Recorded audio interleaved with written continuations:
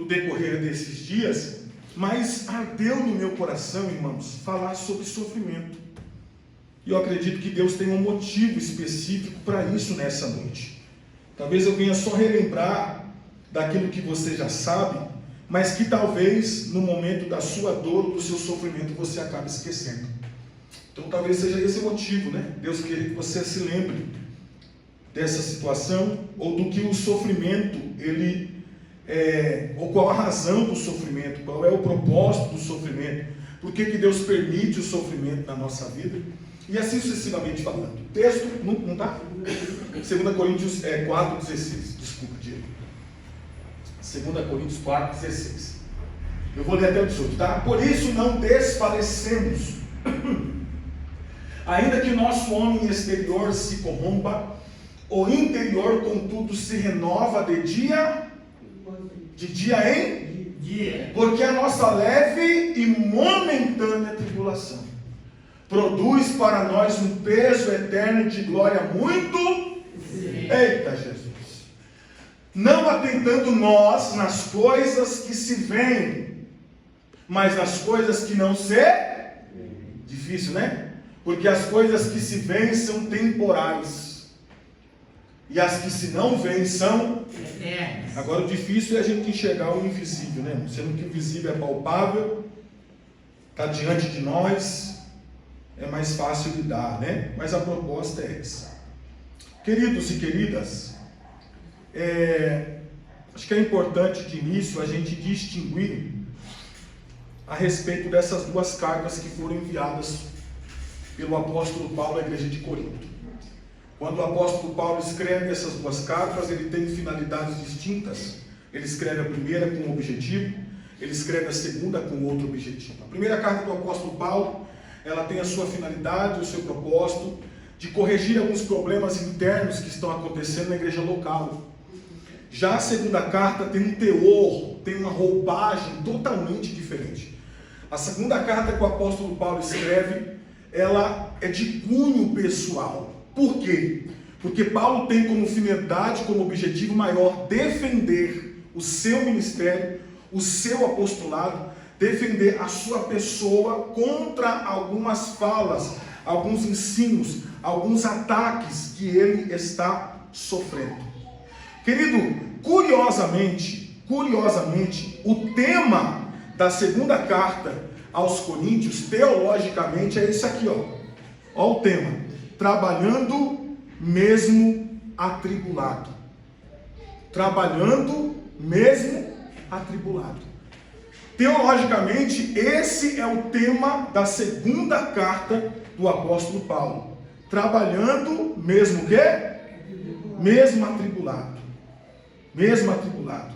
Queridos, essa fala da qual eu vou falar aqui agora, ela é própria do apóstolo Paulo. Ele diz assim, ó: portanto, meus amados irmãos, sede firmes e constantes, sempre abundantes na obra do Senhor, sabendo que o vosso trabalho não é vão no Senhor. Só que o apóstolo Paulo, falando em 1 Coríntios capítulo 15, versículo 58, pode colocar para nós aqui, Diego, por favor? Olha o que Paulo está dizendo para a gente nesse capítulo e nesse versículo. Ele diz que o nosso trabalho, portanto, meus amados irmãos, sede firmes e constantes, contínuos, sendo abundantes na obra do Senhor, sabendo que o vosso trabalho, trazendo para o contexto do que eu vou dizer aqui hoje, sabendo que o sofrimento que você passa pelo amor de Cristo, pela palavra de Cristo, pelo serviço a Cristo, pela vida dedicada a Cristo, ela não é vão no Senhor. Isso é Paulo dizendo aos Coríntios, isso em 1 Coríntios, né? Paulo diz essa fala, ele expõe essa questão para nós. Então olha que coisa interessante, Paulo tem uma jornada de fé com muitos resultados, sim ou não? Sim ou não? Sim. Nós temos, por exemplo, 13 cartas, 13 epístolas que foram escritas por esse apóstolo. Para você ter uma ideia, grande parte do Novo Testamento, ele é contribuído pelas cartas do apóstolo Paulo. A maioria das doutrinas que nós temos hoje, temos por causa dessas cartas, dessas epístolas que Paulo escreveu. Então o apóstolo Paulo, ele tem um ministério produtivo. O apóstolo Paulo teve um ministério de grandes resultados. Não só de cura, não só de libertação, não só de implantação de igrejas. Porque Paulo foi um desbravador da fé. Paulo, aonde ele ia, ele implantava uma igreja. Paulo foi um grande ganhador de almas. Então Paulo teve resultados extraordinários na sua jornada de fé, na sua carreira de fé. Porém, entretanto, mas Paulo também carregou muitas marcas. Paulo também carregou muitas cicatrizes. Paulo foi um homem que sofreu muito. E aí eu coloquei aqui algo para a gente raciocinar. Por isso eu digo, resultados sem marcas não é sucesso, é volume. Repito isso, olha só. Por isso eu digo, resultados sem marcas não é sucesso, é... Trazendo para uma realidade do nosso natural, você pega uma pessoa de sucesso, deixa eu dar um exemplo aqui, terreno, para você entender o espiritual. Você pega uma pessoa no mundo secular, na vida secular, que teve sucesso na vida. Você perguntar para essa pessoa, cara, o que você fez para chegar até aqui? A maioria das pessoas que tiveram sucesso na vida, elas tiveram uma jornada de muito sacrifício, sim ou não? Sim, sim ou não? Sim. Eu me lembro até hoje de uma cena com o senhor Silvio Abravanel, já falecido, mais conhecido como Silvio Santos, isso há muitos anos atrás, quando ele havia há pouco tempo já adquirido o SBT, né? Ele já era agora o dono do SBT, e o Celso Russomano, uma vez fez uma pergunta para ele, eles faziam parte daquela, jurados, né? E uma vez o Celso Russomano, ainda novo, fez uma pergunta para ele, falou assim, ô Silvio Santos, qual é o segredo do seu sucesso? Ele disse, primeiro, você precisa ser um homem inteligente. Ele estava falando dele mesmo, né? Até porque o Celso Russomano estava perguntando para ele qual era o segredo do sucesso dele. Ele disse, primeiro, você precisa ser uma pessoa inteligente. O Silvio dizendo, eu sou um homem inteligente. Agora, segundo e mais importante do que isso, ele estava com terno, você lembra que ele carregava o microfone aqui, né? Ele estava com blazer, ele abriu o blazer e a camisa dele estava ensopada. Ele disse, segundo, você precisa trabalhar muito. Sabe o que o Silvio Santos estava ensinando naquele dia? Eu cheguei aonde eu cheguei, com muitas marcas, trabalhando muito, lutando muito, sacrificando muito. Amém? Amém. Então o que eu estou tentando dizer para você agora, trazendo para o contexto aqui espiritual, não é diferente da nossa vida. Os nossos resultados, irmãos, espirituais, o resultado da vida cristã, o resultado do amadurecimento cristão, o resultado da vida do crescimento cristão, ele precisa ser acompanhado de marcas. Ele precisa ser acompanhado, aleluia, de aprendizados. Até porque você não pode ensinar algo que você não viveu. Na vida cristã, você não pode ensinar algo que você não experimentou. Um médico, para se tornar médico, irmão, ele precisa fazer o quê? Me ajuda, ele precisa fazer o quê? Precisa fazer uma faculdade de medicina, sim ou não? O cara não sonha em ser médico e chega lá amanhã lá, pega um aventalzinho, entra lá e começa a exercer assim. Não é assim. Tem um processo que você passa até chegar naquele determinado lugar e começar a exercer, no caso ali, aquela profissão. Na vida cristã não é diferente. A gente passa por alguns caminhos e às vezes Deus permite esses caminhos ser passados. Se tratando do sofrimento, todo mundo precisa passar por esse caminho. Todo ser humano precisa passar por esse caminho de dor, por esse caminho de sofrimento, por esse caminho de pancadas, por esse caminho de pedradas. Para quê, pastor? Para adquirir maturidade, para adquirir experiência, e amanhã ou depois você poder auxiliar alguém, você poder ajudar alguém, você poder aconselhar alguém. Agora, como é que você vai falar de uma coisa que você nunca experimentou? Como é que você vai falar de algo que você nunca viveu? Quem está entendendo, diga amém. Amém. Quem está entendendo, diga aleluia. Então, querido, deixa eu dizer uma coisa para você. Você pode perceber que todo ser humano que conquista algo sem sacrifício não dá valor. E é verdade. Eu falei de pessoas que lutaram para chegar aonde chegou. Eu dei um exemplo aqui uma vez, eu quero repetir aqui hoje. Talvez eu acho que foi até se tratando desse mesmo tema aqui, mas eu dei um exemplo dos filhos que herdaram como herança o Ayumi. O Sati, hoje é Ayumi, né? Na época era Sati. Falando sobre os herdeiros, o pai lutou tanto para conquistar o que conquistou, para deixar aquilo para os filhos destruíram aquilo em menos de um ano. Por quê? Porque não sabe quais foram as marcas que foram causadas no pai para poder construir aquilo. Então, quando não há sacrifício naquilo que você está fazendo, você não dá valor. Trazendo para o campo espiritual, não é a mesma coisa. É por isso que, se tratando de coisas espirituais, como dons espirituais, como talentos espirituais, como vocação, como ministério, irmão, por que Deus não entrega isso para qualquer um? Por que Deus não dá grandes coisas a qualquer pessoa? Eu vou usar o termo qualquer pessoa, não diminuindo ninguém, não é isso. Mas por que Deus não faz isso? Porque, irmão, a pessoa precisa estar preparada para exercer aquilo que Deus está entregando. Deus precisa forjar aquela pessoa. Deus não forjou José no Egito, sim ou não? Deus forjou José no Egito. E Deus não poupou José das dores. Deus não poupou José do ciúme dos irmãos. Deus não poupou José da ira dos irmãos. Deus não poupou José do ódio dos irmãos. Deus não poupou José de ser vendido pelos irmãos. Olha o que esse cara passou só com os irmãos dele. Só com os irmãos dele, José passou tudo isso dentro de casa. Dentro de casa, José passou tudo isso. E foi com os irmãos. E Deus tinha algo grande na vida dele ou não tinha? Por que Deus não poupou ele? Porque não tinha como.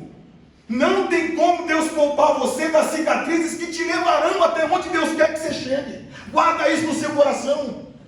Deus não te poupará das dores, das marcas, dos sofrimentos que você precisa passar para chegar até onde Deus quer que você chegue. Deus não nos poupará disso. Deus não nos poupará dos danos. Deus não nos poupará das percas. Deus não nos poupará da vergonha. Deus não nos poupará do descaso. Deus não nos poupará da humilhação. Deus não nos poupará. Agora, pastor, e por que Deus não vai nos poupar? Ou não vai nos poupar, pastor? Qual é o objetivo disso? Quais são as lições que nós precisamos aprender nesse sofrimento, nessa jornada, nessa carreira? E é sobre isso que nós falaremos um pouquinho nessa noite. Nós aprenderemos, através do Espírito Santo, por essas passagens bíblicas, quais são as lições que nós precisamos tirar desse sofrimento. Coloca para mim, por favor, 2 Coríntios ainda, capítulo 1, e eu vou ler o versículo 3, 4 e 5. Olha lá. Bendito seja Deus e Pai de nosso Senhor Jesus Cristo, o Pai das misericórdias e o Deus de toda a consolação, que nos consola em toda a nossa, o quê? Tribulação. Então, peraí, para mim poder continuar, eu preciso só dizer para você o seguinte: para Deus te consolar, você precisa passar pela tribulação. Olha aí. Porque Deus é o Deus que te consola na tribulação. Ou seja, eu só posso experimentar do consolo se houver tribulação. Não tem como você experimentar da consolação se não houver a tribulação. Então é necessária a tribulação para você experimentar disso. Até porque se você amanhã tiver que consolar, você só poderá falar de algo que você experimentou. Amém? Então Deus permite você experimentar para poder transferir algo que foi experimentado. Irmão, tem peso. Você pode perceber. Às vezes você conversa com algumas pessoas, isso aqui dentro do campo espiritual, você conversa com algumas pessoas que elas até têm teoria por aquilo que leu, por aquilo que conheceu, e isso, claro, é muito significativo, é muito importante. Você conversa com a pessoa a respeito de um assunto, ela vai te aconselhar, ela vai te dirigir, ela vai te instruir, e tudo isso é muito bom. Mas isso tem um peso. A pessoa que só tem teoria, que não viveu aquilo na prática, tem um peso. Agora vai conversar com outra pessoa o mesmo assunto, mas que a pessoa com quem você está conversando viveu aquilo. Irmão, o peso é outro. O peso é outro. Nós estávamos evangelizando agora, ontem pela manhã, ali na Piraporinha, na naquela região do Piraborê, que tem a praça subindo para o Chácara, e nós estávamos na rua, com o som na frente, e aquela multidão atrás, evangelizando e falando de Jesus, aquela coisa toda, e eu estava mais para trás com o grupo, e ao nosso lado, naquela escola que eu não sei o nome, entre Piraborê e a praça, qual é a escola que tem do lado esquerdo ali? Isso, Vida. Na esquina tem a escola, e ali chegando naquela altura, a gente atravessando a rua, de lá para cá vinha uma mulher com 3 criancinhas e um marido na frente, magrinha, cabelinho na altura mais ou menos do ombro, e a gente falando de Jesus. Aí teve um momento que a moça foi entregar o folheto para ela e dizer para ela: Jesus te ama. Antes que a mulher dissesse Jesus te ama, a mulher gritou: Deus me curou do câncer. Camarada, aí você imagina você sentar com uma mulher como essa, que foi curada do câncer, e você sentar com uma pessoa que tem teoria da cura, e não é diferente. Você senta com um médico que vai dizer para você: olha, tem até cura isso aí. É um médico falando, é um profissional falando, verdade. Mas você senta com uma pessoa que Deus curou ela do câncer. O peso é outro, gente. Ou seja, você escuta uma pessoa que está passando pelo mesmo problema que você está passando hoje, e aquela pessoa vai dizer para você: olha, eu passei por isso. Irmão, o peso da palavra da pessoa é diferente. Então o que acontece? O que Deus está ensinando para a gente aqui? É Deus ensinando para mim e para você que é necessário passarmos por algumas situações hoje, para que você possa ser amanhã um canal de Deus para a vida de alguém. A gente precisa entender isso, irmão. Até porque Deus não quer só salvar você, Deus quer usar você. E para Deus usar você, Ele prepara você. Aleluia! E há muitas formas de Deus te preparar, e uma delas é o sofrimento. Então Deus permite, aleluia, a tribulação, para você experimentar a consolação, para que amanhã você possa consolar alguém. Aleluia! Então não é um desperdício de tempo. Então não é um acaso, não, querido. É um propósito. É um propósito.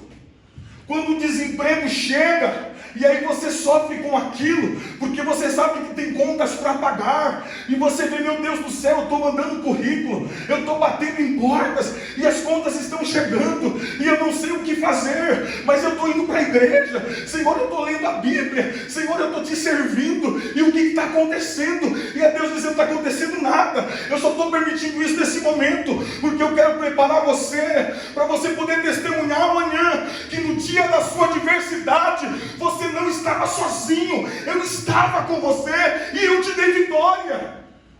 Então você tem que passar por isso, para você poder consolar alguém amanhã, dizendo: olha, eu passei pela mesma coisa. E qual foi o final? Enquanto eu estava passando, Deus providenciou, e quando terminou a prova, Deus me deu vitória. Isso é testemunho, irmão. Isso é você consolando alguém, dizendo: Deus fez na minha vida, vai fazer na tua vida também. A enfermidade chegou lá, e nós oramos, e nós choramos, e nós clamamos. O médico disse: vai morrer, não tem mais jeito, o diagnóstico é final, mas nós oramos e Deus operou um milagre. Aí você vai e conta o testemunho para alguém. Um dia alguém vem no seu caminho e você começa a conversar, a pessoa diz: olha, eu estou com um parente lá quase morrendo, o médico diz: não tem mais jeito, não tem mais solução, mas daqui a pouco Deus te enche, usa a tua boca, e você vai dizer: minha casa passou pela mesma coisa, a minha família passou pela mesma coisa, um parente meu passou pela mesma coisa, o médico disse que não tinha mais jeito, e o que aconteceu? Morreu nada, está em casa, cheio de saúde, dando glória a Deus e aleluia. Você precisa passar por isso, para ter um testemunho, querido, para fazer valer a pena.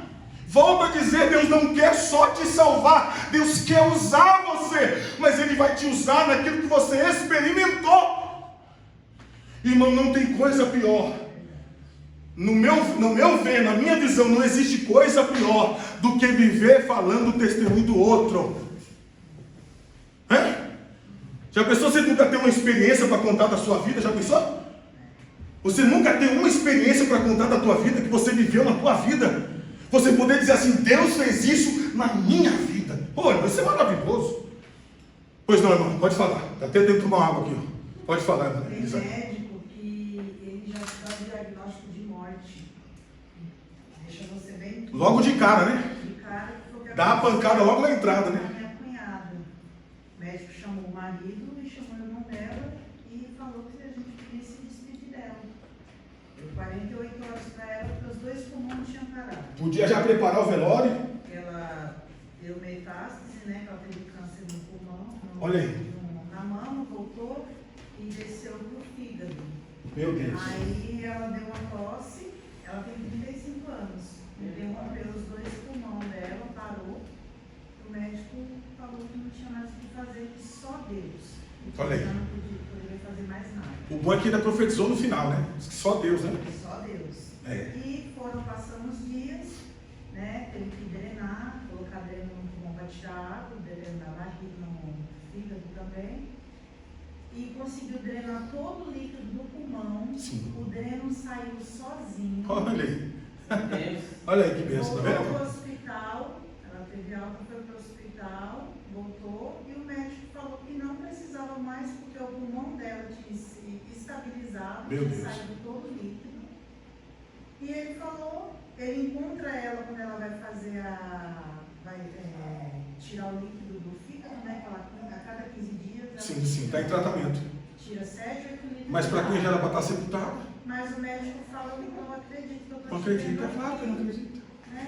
Então, E tem coisa que só Deus pode fazer. A fé, É. né? Eu acredito muito na fé.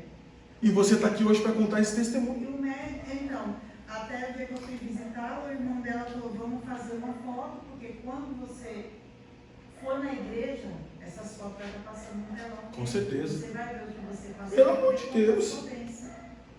Né? E Deus permitiu passar, sim ou não? Permitiu, eu estava até Sim. conversando com o Marcelo, que eu falei que às vezes nós precisamos ter que passar por Com isso certeza, para poder com visitar. certeza, com certeza. Não tenha dúvida disso. É o que o texto está dizendo aí, ó. Para que também possamos consolar os que estiverem quê? Em alguma tribulação, irmão. Então o texto é claro. Você tem que passar para poder consolar alguém.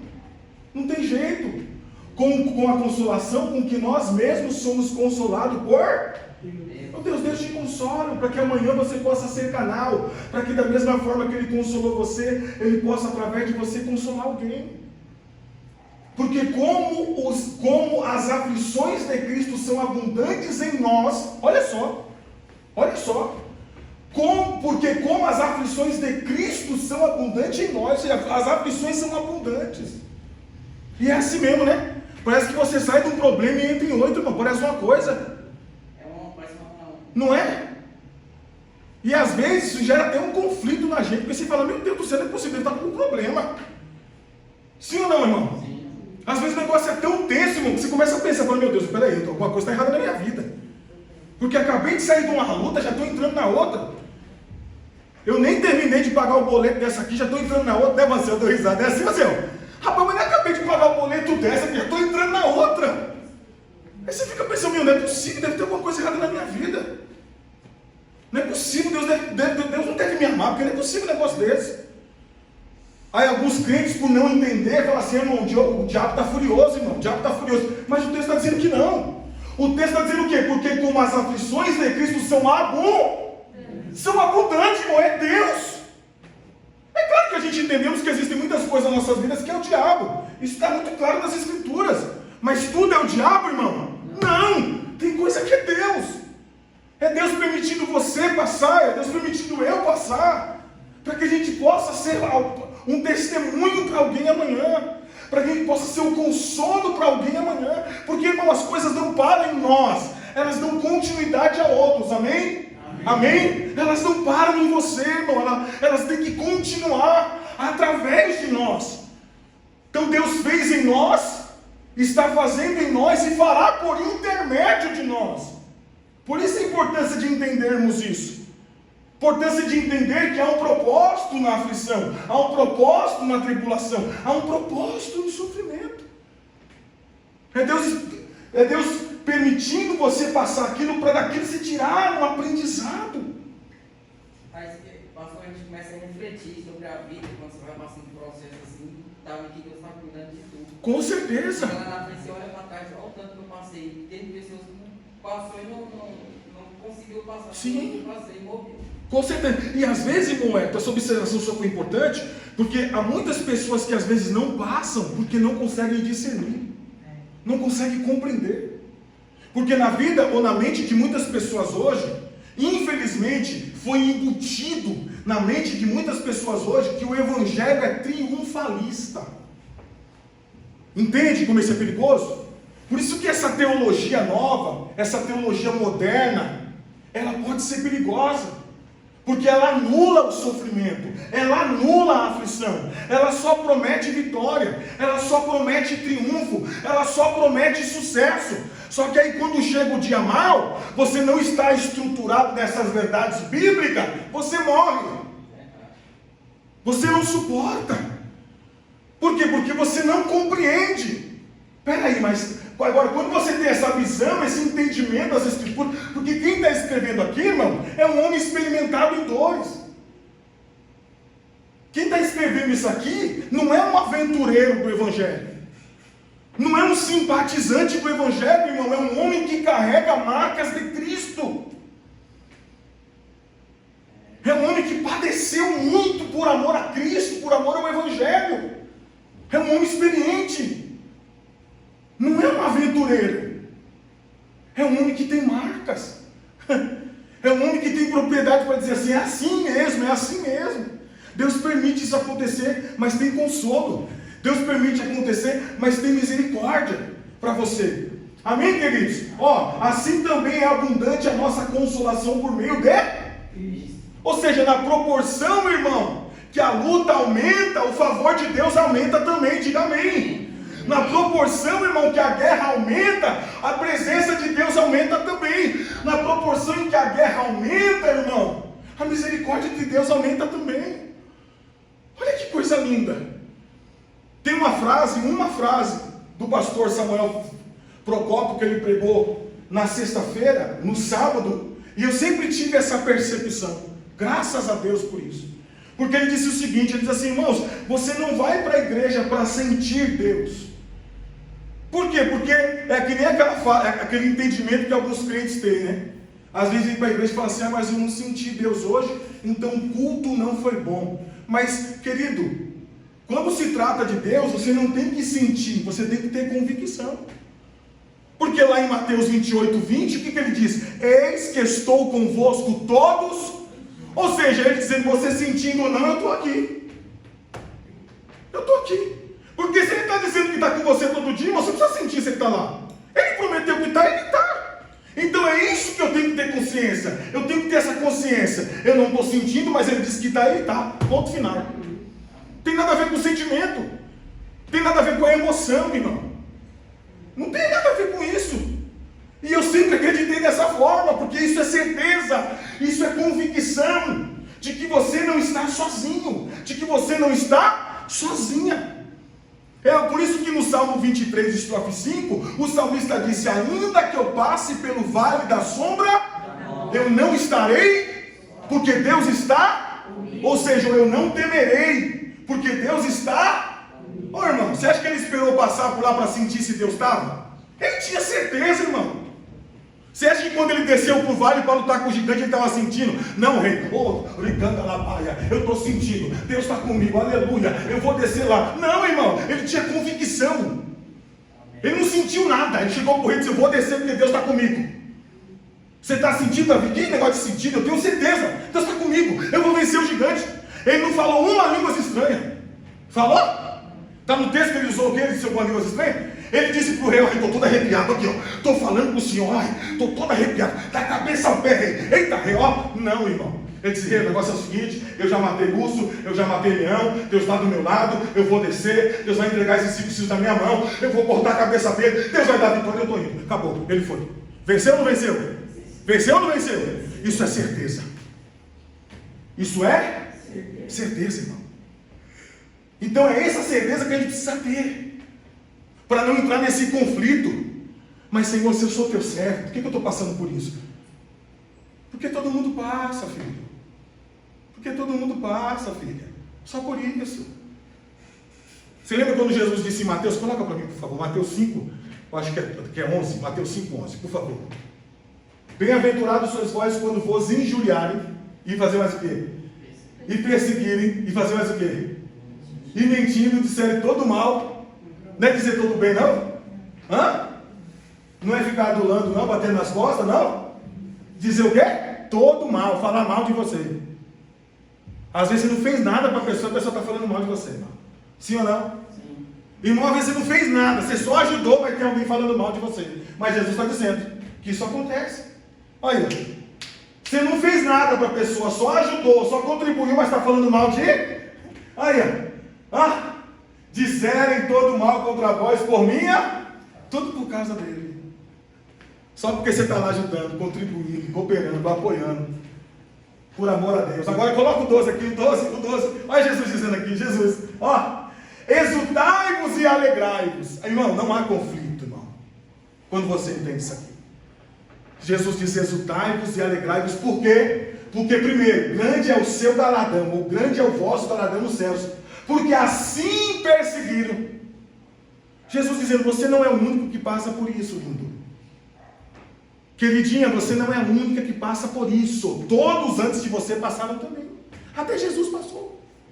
Sim ou não? Sim. Irmão, Jesus pagou um preço terrível. Maior do que o nosso. Porque assim perseguiram os profetas que foram antes de... Todo mundo que foi antes de mim, que você passou por as mesmas coisas que eu e você passa hoje, ou passou ainda piores. Sim ou não? Ainda piores. E é essa alegria que eu e você temos quando a gente lê as Escrituras, irmãos. Por isso a importância da gente ler as Escrituras. Por isso é importante a gente estar num culto de ensinamento como esse, entendendo essas verdades de Deus. Olha, meu, Deus falou mesmo a palavra lá, rapaz. Esse negócio é... Não tem para onde fugir, não. Não tem não. Para onde fugir. Então, antes de nós passarmos... Deixa eu dar um exemplo só. E eu não vou citar porque o texto é grande. Não vou ler porque o texto é grande. Mas eu vou te dar um exemplo de um homem no Antigo Testamento, que eu acho extraordinário, que é Asaf. Está lá no Salmo 73. Não, coloca para mim, vai. Deixa eu ler os primeiros versículos. Os primeiros versículos. Salmo 73.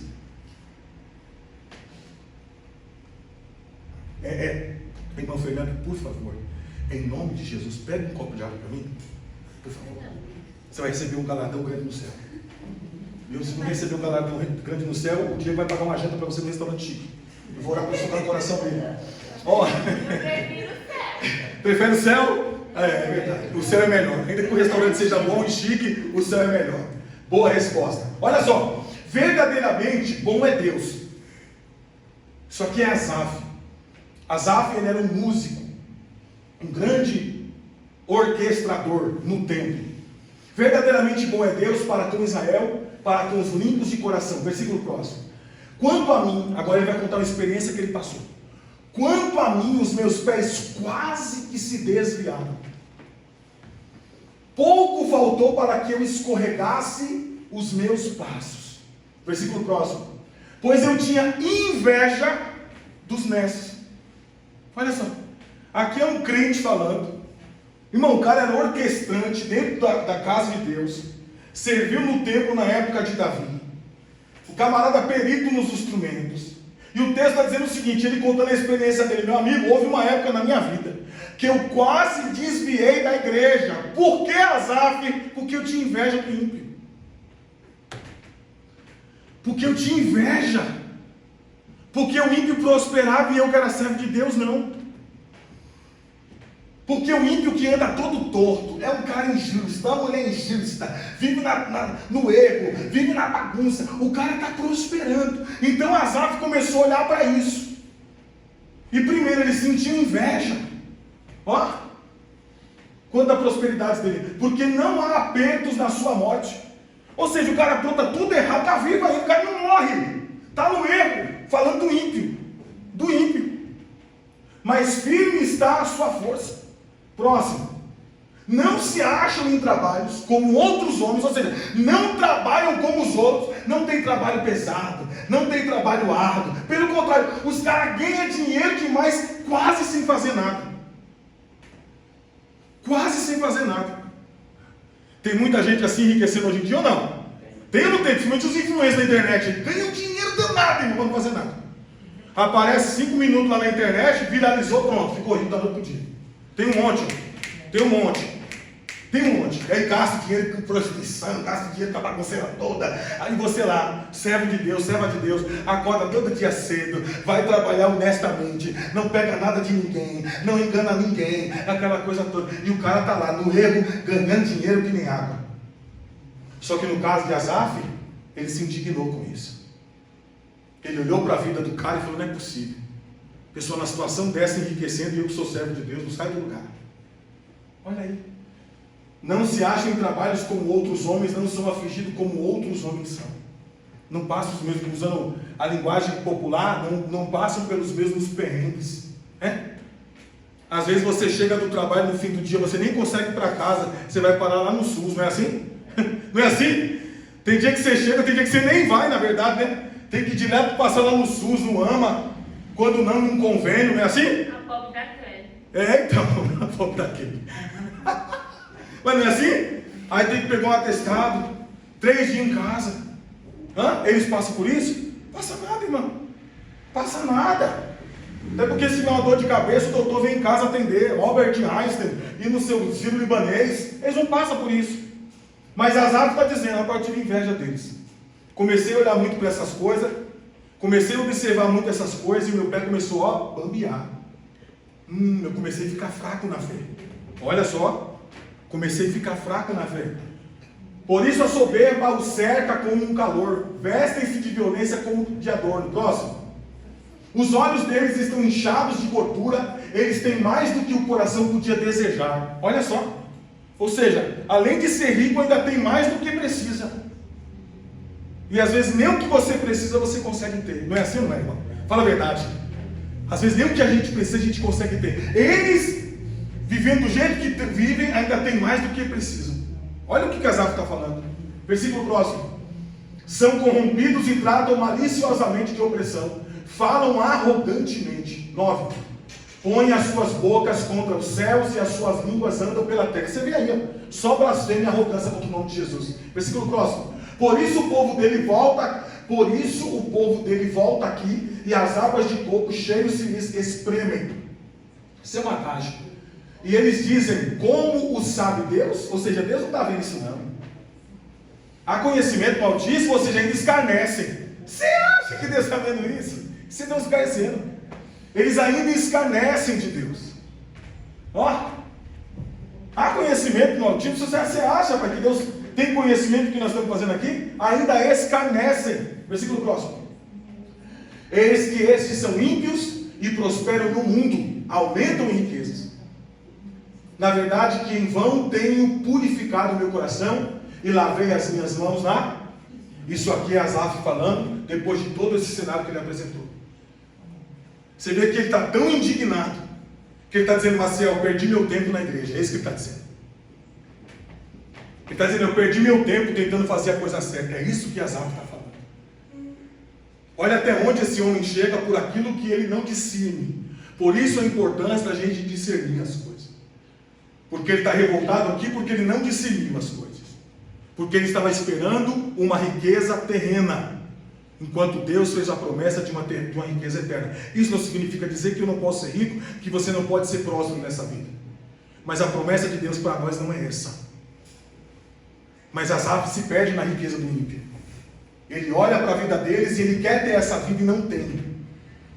E ele está dizendo agora: eu perdi meu tempo tentando fazer a coisa certa. Eu perdi meu tempo me purificando. Eu perdi meu tempo renunciando. Eu perdi meu tempo sacrificando. Eu perdi meu tempo me santificando. É isso que ele está dizendo. Está tão revoltado que ele está dizendo: puxa vida, eu perdi meu tempo dentro de Deus. Eu perdi meu tempo. Versículo próximo. Pois todo dia tenho sido afligido e castigado cada... Ele não entendia. Ele não estava entendendo. Por que eu estou passando todo dia por isso? Agora, versículo 15. Se eu dissesse, falarei assim, eis que ofenderia a geração de teus filhos. O exemplo, né? Quando pensava em entender isso, ó, quando ele parou para começar a raciocinar: puxa, mas por que tudo isso acontece? Por que tudo isso nos sobrevém? Por quê? Foi para mim muito doloroso. Olha o que esse homem está dizendo. Quando pensava em entender, peraí, não, volta lá. Quando pensava em entender isso, foi para mim muito doloroso. Por quê? Versículo próximo. até que entrei no santuário de Deus. Então entendi o fim e o fim deles. É eles dizendo o seguinte, para você entender aqui resumidamente. É ele falando o seguinte: eles estão vivendo, vou usar um termo assim, eles estão vivendo uma vida do jeito que eu gostaria de viver, mas essa vida um dia vai acabar para eles. Eu estou vivendo uma vida que não gostaria de viver, mas um dia ela vai chegar para mim. É isso que ele está dizendo. Por quê, irmão? Porque a certeza de quem é salvo é que a vida para nós não termina aqui. Sim ou não? Sim ou não? Não termina aqui.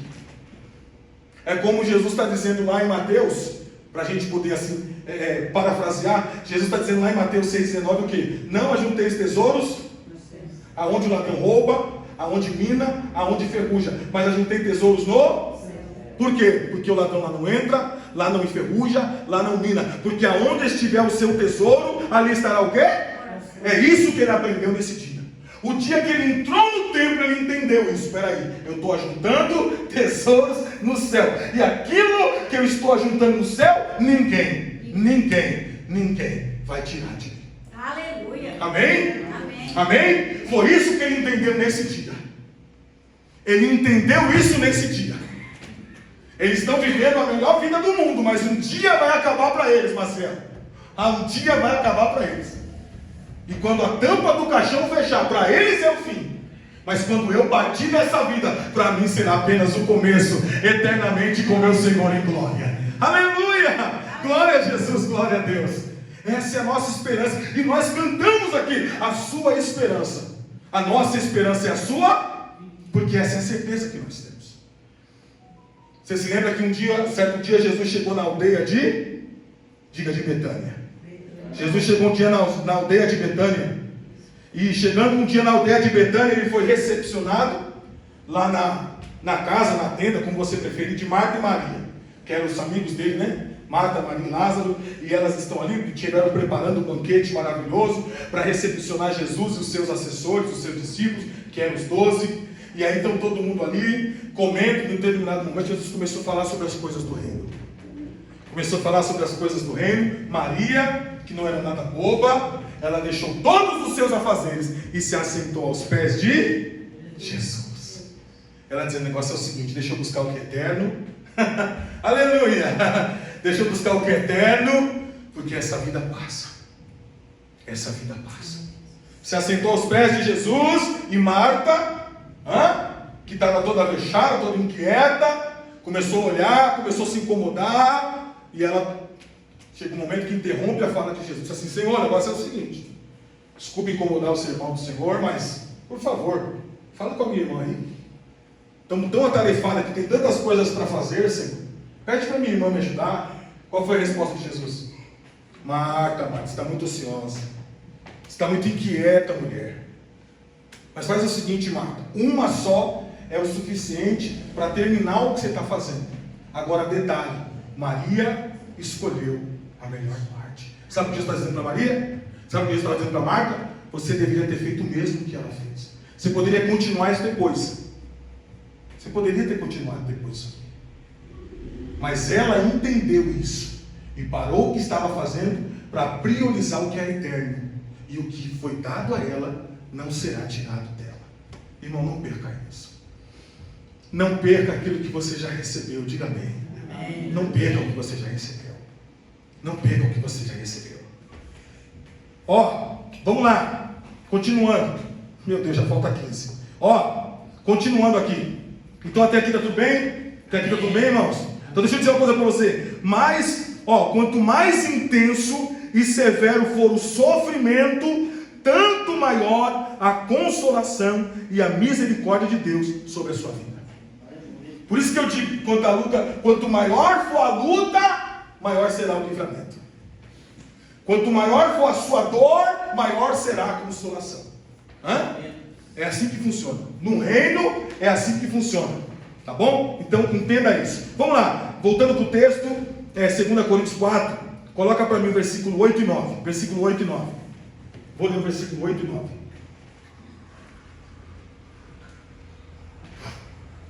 Em tudo somos atribulados, mas não angustiados. Perplexos, esse não angustiados aqui do texto, que é o sentido dele, somos atribulados, mas não vencidos, tá? Até porque quando você pega o original do grego, ele tem muitos sentidos, então numa outra versão tem um outro sentido. Então nós somos atribulados, mas não somos vencidos. Perplexos, mas não desanimados. O 9. Perseguidos, mas não desamparados. Abatidos, mas não destruídos. Essa é a verdade de Deus. Eu coloquei aqui, Deus permite o sofrimento.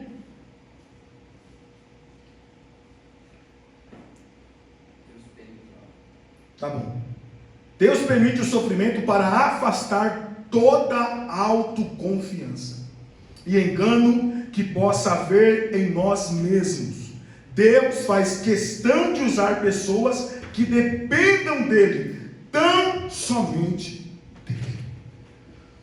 O que isso quer dizer? Eu não entendi, pastor. Deus permite o sofrimento para tirar de você toda a dependência que você coloca em você mesmo. É isso que Deus faz.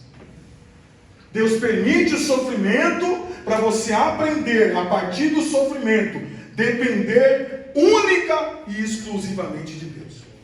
É isso que ele está dizendo.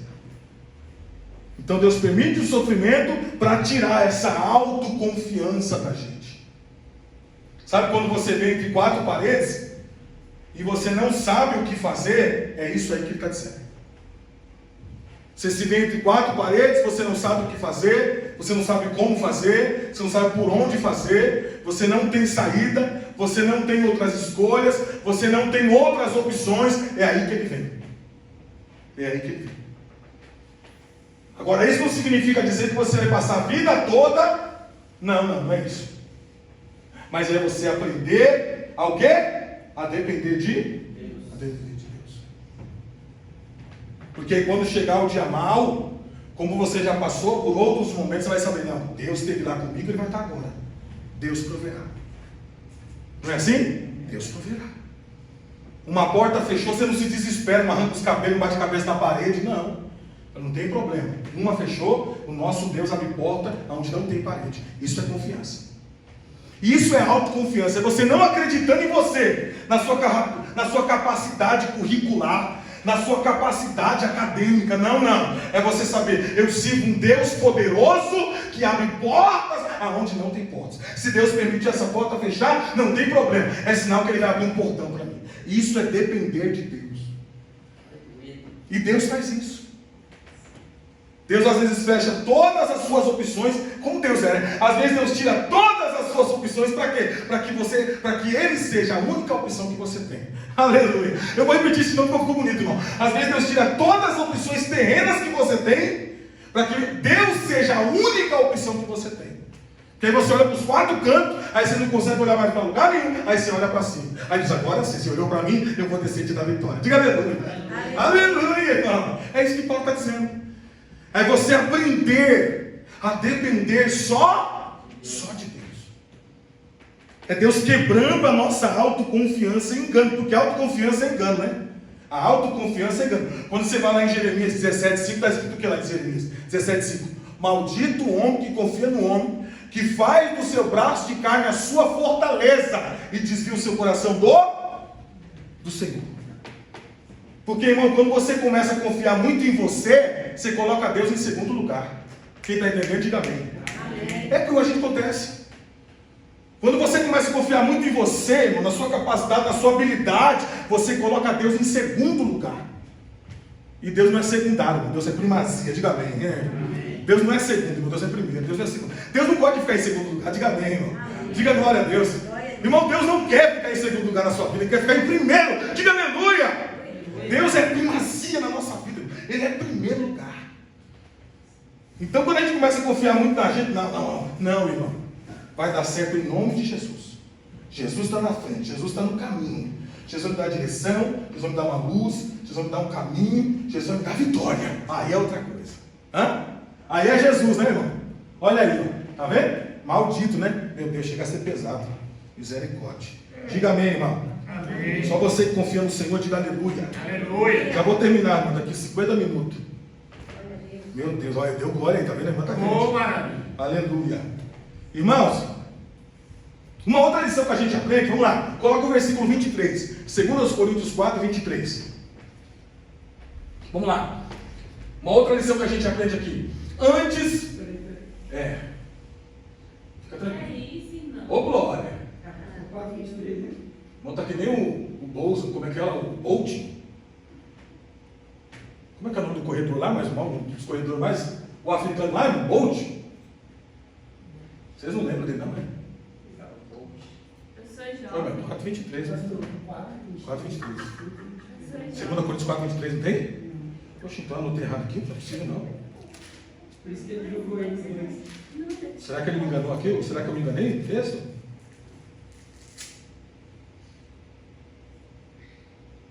Pior que não tem nem.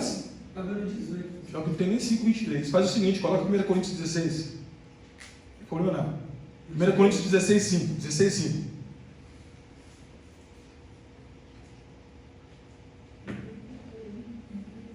Não. É que voltou aqui, é 2 Coríntios 1:23. É porque nós estávamos no 1:23, né? Nós estávamos no texto de 1:23. Nós estávamos no texto 1, aí eu falei do versículo 4, 5, do versículo 8 e 9 e agora do 23. É isso mesmo, 2 Coríntios, isso, é isso mesmo, obrigado. Invoco, porém, a Deus por testemunha sobre a minha alma, que para vos poupar não tenho até agora ido a Corinto. Pastor, não entendi nada desse versículo.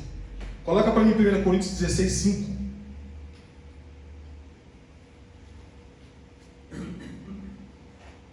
Irei, porém, ter convosco depois de ter passado pela Macedônia, porque tenho de passar pela Macedônia. 6.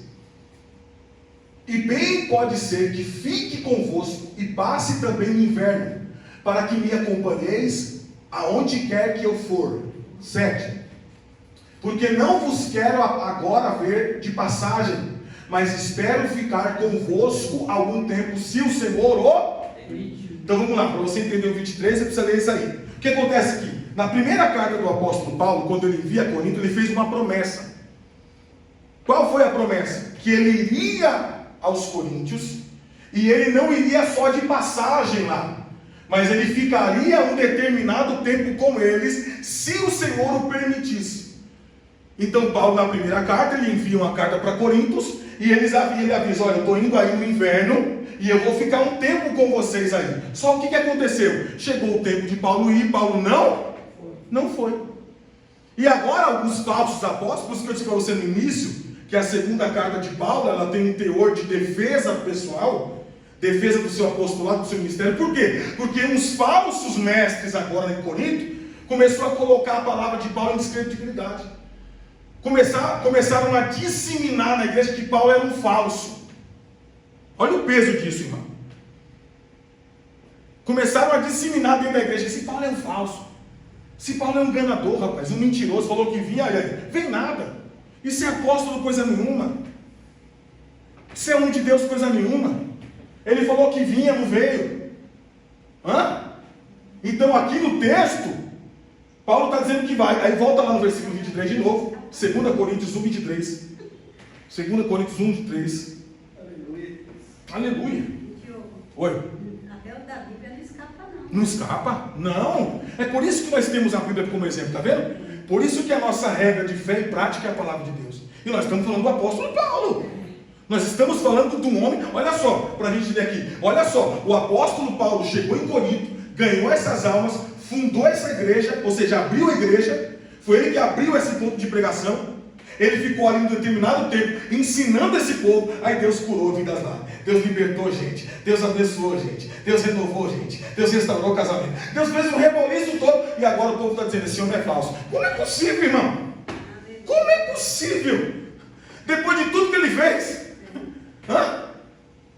Agora está dizendo que ele é falso. Não, ele é falso. Cuidado com esse Paulo aí, que ele é mentiroso. Enganador, falso. Colocando o caráter dele em descredibilidade. E aqui, que é o versículo 23, ele diz assim: invoco, porém, a Deus por testemunha sobre a minha alma. Olha o que ele faz. Que para vos poupar não tenho até agora ido a Corinto. Pastor, mas o que significa isso? Poupar do quê? Eu disse a vocês que a primeira carta de Paulo aos Coríntios, ela tem um teor de resolver problemas. Então Paulo enviou a primeira carta porque a igreja estava com um monte de problemas, e Paulo conseguiu resolver em parte, porque muita gente se arrependeu, mas muitos outros não se arrependeram. Então Paulo, quando soube daqueles que não se arrependeram, Paulo ficou bravo. Porque tinha muita gente na igreja de Corinto que havia ouvido a palavra, o evangelho, que agora estava voltando aos seus antigos costumes. E aí Paulo, quando soube disso, ele fica irado. Ele fica, peraí gente, então meu trabalho foi bom no Senhor? Eu perdi meu tempo com vocês aí? E aí o que ele faz aqui? Nesse momento ele escreve dizendo, olha, Deus é testemunha que eu não fui no tempo que eu determinei, porque se eu fosse naquele momento eu estava triste, e eu ia ferir vocês. Então, para não ferir vocês, eu não fui.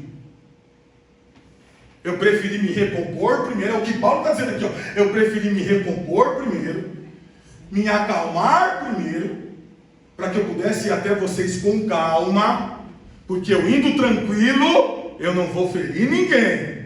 Aleluia. É tipo ele dizendo, está entendendo por que eu não fui, gente? Hã? Olha só, como esse homem é um grande homem de Deus.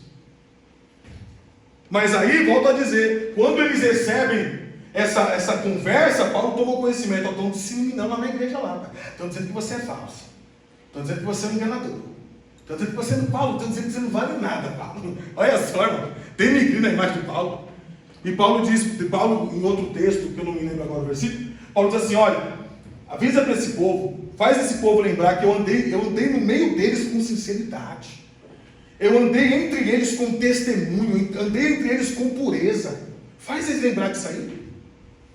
O tempo todinho que eu passei com eles lá, qual foi o mau testemunho que eu dei? Manda alguém se levantar lá e dizer assim, não, Paulo deu mau testemunho. Eu andei com sinceridade com vocês. E vocês estão acreditando nessa conversa, nessa balela desses falsos ensinadores? Aí Paulo dá aquela chacoalhada na igreja, né?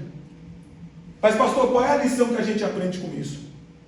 A lição que a gente aprende, irmão, é que a gente não pode nos desestabilizar por aquilo que os outros estão falando contra a nossa vida, que não é verdade. Porque Paulo, quando recebe a notícia, Paulo envia a carta para se justificar a respeito disso. Mas o que Paulo está ouvindo não abala a fé dele. Paulo continua sendo o mesmo. Paulo se justifica, Wellington, mas ele continua o mesmo. A fé dele está intacta no Senhor. E é essa lição que a gente aprende. A gente não pode permitir, irmãos, que as falácias dos outros, que como a gente leu lá anteriormente, né? Que a fala dos maus dizentes, dos apontadores, dos acusadores, isso afete a nossa fé. Porque a nossa fé não está em pessoas, a nossa fé está em Deus, irmão. Está em Deus. A nossa fé está em Deus. Amém? A nossa fé está fundamentada em Deus, irmão. É no Senhor. É no Senhor que está a nossa fé. E a gente precisa estar firme nele. Ó, já vou terminar. Outra lição que a gente aprendemos com o apóstolo Paulo é que o sofrimento nos aquebranta. 2 Coríntios 2,4 agora. 2 Coríntios 2,4, e eu acho que eu paro aqui.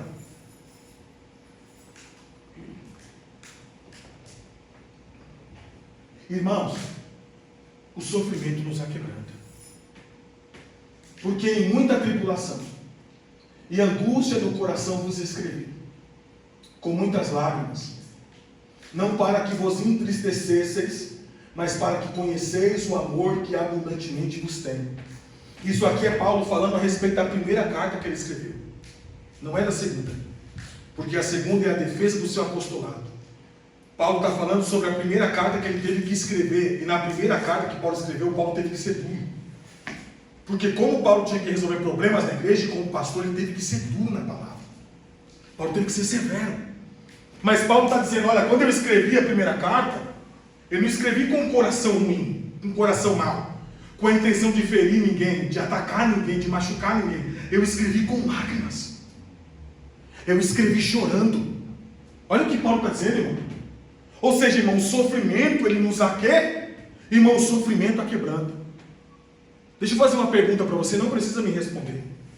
Não precisa me responder. Mas, irmão, qual foi a vez que você já chorou por alguém que não fosse próximo de você? Irmão, qual foi a vez que você perdeu o sono por alguém que não era da sua família?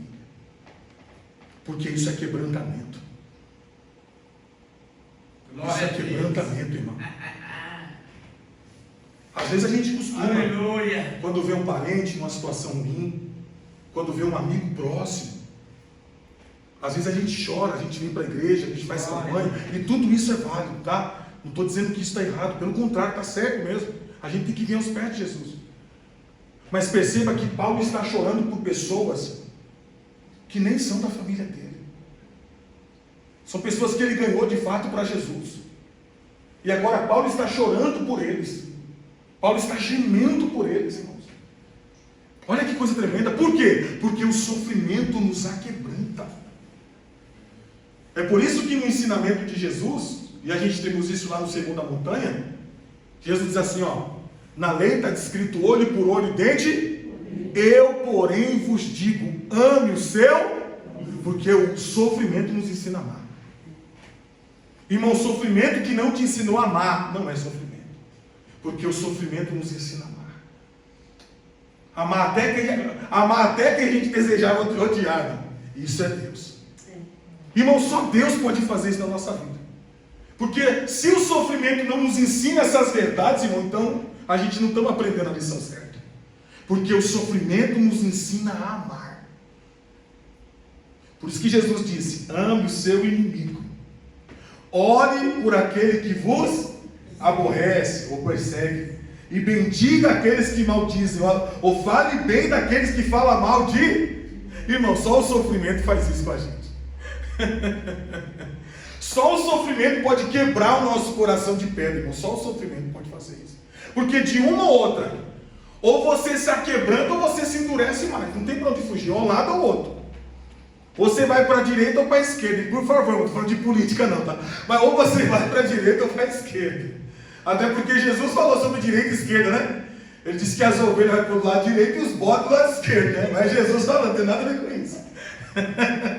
Aí é Jesus falando, irmão, que os partidos resolvam para lá. Agora é Jesus falando. Está na Bíblia, né, pastor? Está na Bíblia, irmão. Pois não. Isso, tá, não. Outro exemplo bonito, do lado direito e do lado esquerdo, né? E Jesus salvou quem está do lado direito, esquerdo não. Ai, meu Deus do céu. Só para descontrair um pouco, irmão. Mas, irmão, o sofrimento nos aquebranta.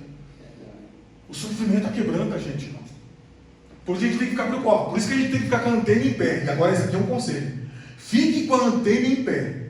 Porque se o sofrimento, em vez de estar te aquebrantando, está te endurecendo, alguma coisa está errada. Alguma coisa está errada. Porque a proposta do sofrimento, entre aquelas que eu já falei para vocês, a proposta do sofrimento, ela é também nos aquebrantar. Nos aquebrantar. Ou seja, nos aproximar mais de Jesus, né? E é impossível você estar mais de Jesus. Deixa eu dizer para você. É impossível você estar mais próximo de Jesus e não agir como ele age. E não fazer o que ele faz. Não tem como, irmão. Não tem como. Tem como você estar próximo de Jesus e ser diferente dele? Não tem como. Não tem como. É o contrário. E olha que nós falamos de Paulo, eu falei aqui no ensinamento uma vez atrás, que Paulo era fariseu, irmão. Paulo era um de coração muito duro. Irmão, pensa no homem ruim, era Paulo, irmão. Além de ser um judeu ruim, ele ainda era fariseu. Ou seja, a dobra ruindade de Paulo. Paulo era ruim, irmão. Paulo perseguia crente, Paulo batia em crente, Paulo matava crente, Paulo gostava de ver gente sofrendo. Estevão está sendo apedrejado, Paulo está dando risada, mata! Paulo era ruim, irmão. Agora aquele está chorando. Olha, aquele está chorando, irmão. Aquele homem ruim, agora aquele está chorando. Está chorando pelos irmãos. E esses crentes que ele está chorando aqui, Nainha, é tudo crente ruim. É tudo crente ruim, irmão. Tudo crente ruim. Nainha, eu peguei esse negócio de Nainha agora, é Nainha. Aprendi com ela, Nainha, então eu sou Nainha agora. Ó, crente ruim. E Paulo está chorando por eles. Tem crente ruim aqui não, né, irmão? Tem crente ruim aqui não, né? Aleluia. Aleluia. Hã? É, irmão. E Paulo está chorando. Para Paulo não dizer, ô bando miserável. Não, Paulo está chorando. Irmãos do céu. Ó, porque em muita tribulação e angústia do coração vos escrevi com muitas lágrimas. Estou chorando por vocês. Vocês não valem. É aquela frase, né? Vocês não valem nada, mas eu gosto de vocês. Ei, irmão, porque não tem como a gente não gostar de quem Jesus gosta. Não tem como. Faz sentido na sua cabeça? Faz sentido na sua cabeça, irmão, você não gostar de quem Jesus gosta? Faz sentido para você? Não tem como, irmão. Não tem como. Hein? Não para que vos entristeceis. Ou seja, Paulo está dizendo, eu estou chorando, mas não é para vocês ficar tristes por causa disso, não. Mas para que conheceis o amor que abundantemente vos tem. Ou seja, Paulo está dizendo assim, olha, eu quero que vocês saibam que eu amo vocês. Vocês estão me fazendo sofrer, mas eu amo vocês. Cara, a gente precisa atingir esse amor. Irmão, eu vou até parar agora, irmão, a gente precisa atingir esse amor. Irmão, ainda que custe a nossa vida, irmão, a gente precisa chegar nesse lugar aqui. A gente tem que orar a Deus, irmão, desesperadamente, dizendo, Jesus, me ensina a amar como o Senhor ama. Porque na minha cabeça é loucura. O Senhor só ama quem odeia, não é possível um negócio desse, irmão. Tem uma fala de um pastor, eu vou terminar agora, quando eu já fui embora, que ele disse que quando a gente chegar no céu, a gente vai ter 3 surpresas. 3 surpresas a gente vai ter quando chegar no céu.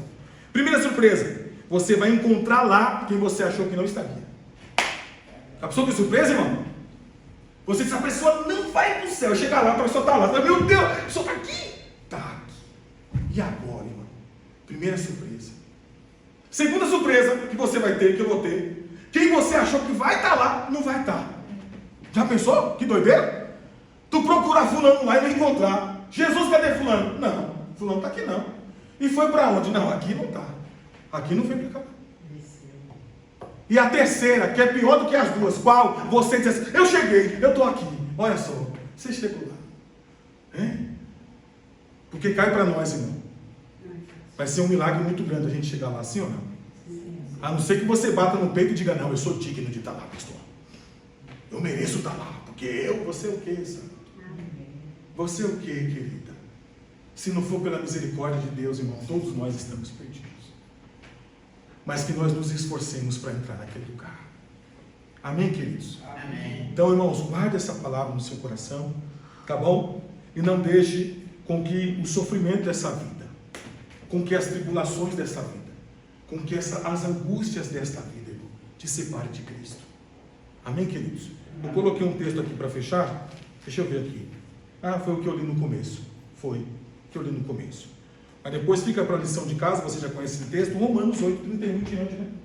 Que ele diz que nada nos separará do amor de Cristo. E lá tem uma lista, né? De coisa ruim que pode nos separar e nos separa. Por quê? Porque a fé de Paulo está firmada no Senhor. E que a nossa fé esteja firmada nele também. Amém? Amém. Queridos, Deus abençoe a vida de vocês nesta noite. Obrigado por terem vindo. Que Deus nos ajude a cumprir esta palavra. Vamos ficar de pé, agradecer ao Senhor nesta noite, depois comer aqui um lanchinho, tem uma torta. É o que? É de sorvete, irmão? Claro que não é sorvete. Se fosse sorvete, não estava lá de fora, né? Já tinha virado água, né? Vamos agradecer. Em nome de Jesus. Bolo de pão de queijo. Eita glória! É hoje, hein? Vai devagar, Maciel. Cuidado. Senhor, nós te damos glória, Pai. Por mais essa noite rica, por mais essa noite poderosa, por mais essa noite abençoada, Senhor.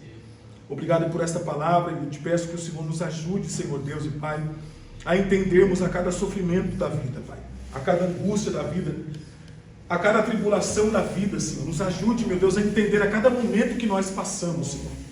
Momentos difíceis, momentos tristes, momentos de angústia, de perseguição, momentos de afronta, de aflição, Senhor Deus, momentos de calúnias, de levantes, de desprezos, de vergonha, de humilhação, por favor, Senhor.